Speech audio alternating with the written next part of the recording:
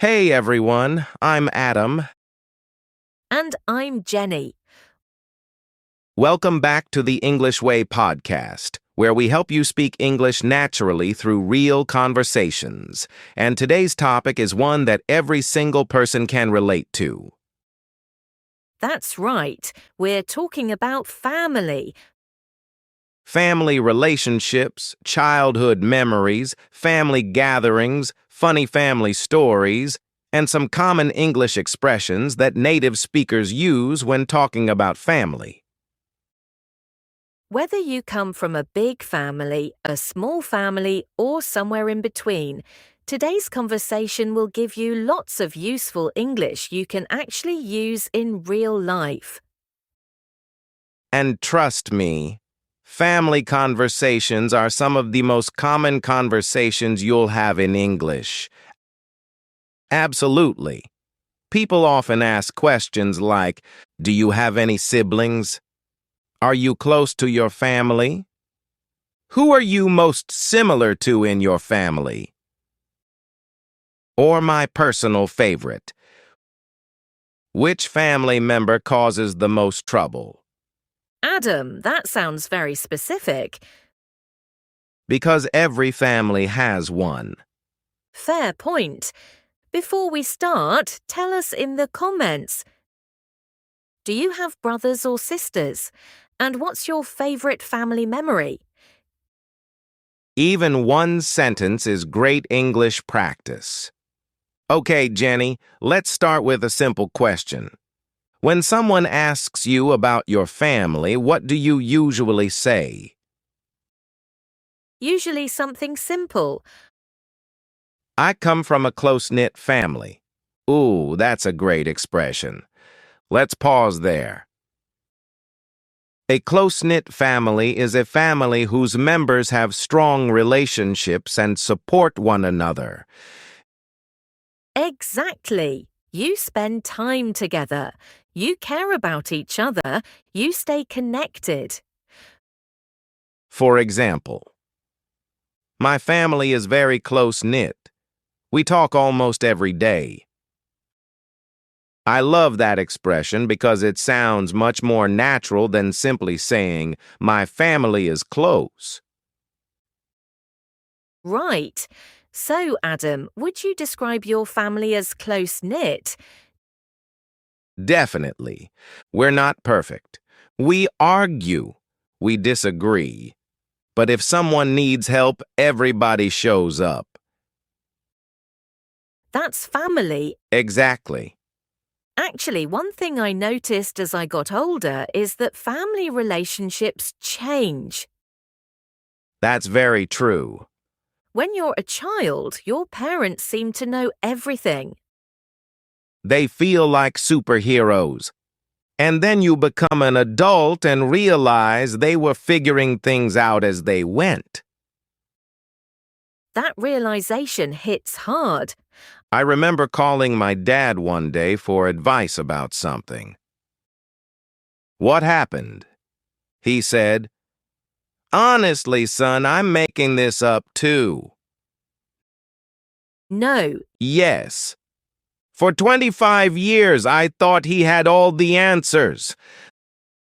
That's actually a very sweet moment. Because at some point, your relationship with your parents changes. You stop seeing them as superheroes and start seeing them as people. That's a beautiful way to put it. And honestly, I think that makes the relationship even stronger. I agree. You begin to appreciate all the things they did for you. The sacrifices, the long hours, the worries they never talked about. Wow, this got emotional fast. It's family. That tends to happen. Speaking of family relationships, do people ever tell you that you're like one of your parents? All the times, especially my mom. Apparently, I laugh like her. I talk like her. And according to my family, I even make the same facial expressions. That's dangerous. Why? Because families never miss an opportunity to embarrass you. That is true. One family photo and suddenly everyone's a comedian. Exactly.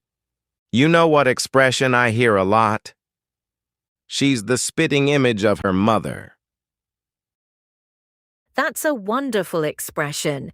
It means someone looks exactly like another family member. For example, Emma is the spitting image of her grandmother. Native speakers use that expression all the time. Family resemblance is always a big topic at family gatherings. Ah, yes. Family gatherings. A place where people feed you too much food and ask very personal questions. Every single time. Are you eating enough? Why are you working so much? When are you getting married? Adam, please don't trigger the audience. I'm just reporting facts. Fair enough. But honestly, family gatherings can be wonderful. They really can. Especially during holidays, and everyone comes together. You share meals, you tell stories, you laugh about things that happened years ago. Isn't it amazing how every family has the same stories? Yes, and somehow they get told at every gathering. Every single year. There's always that one story. The story everyone knows, the story nobody is allowed to forget. What's yours? Unfortunately, when I was 7 years old, I decided I could fly. Oh no. That's exactly how the story begins every time. What happened? I jumped off the garage roof with a towel tied around my neck, Like a superhero? like a very confused superhero, Please tell me you landed safely. more or less. But now my family brings it up every Thanksgiving, every Christmas, every birthday, every opportunity. Congratulations. You've become family history. I wish I hadn't. That's another common family expression. Remember when... Oh, yes. Every great family story starts with, "Remember when Adam tried to fly?" Or, "Remember when we got lost on vacation?" Or, "Remember when Grandma accidentally locked herself outside?" Family memories become part of family identity. That's such a good point. Families share stories the way countries share history. Exactly. Those stories connect generations, even the embarrassing ones. Especially the embarrassing ones. Every family has at least one story that never goes away. Uh-oh. I have a feeling some of mine are coming back. They are. In our next episode, we'll share funny and embarrassing childhood stories while learning natural English expressions. So don't miss it. And tell us in the comments, what's your most embarrassing childhood memory? Thanks for listening. See you in the next episode. Bye.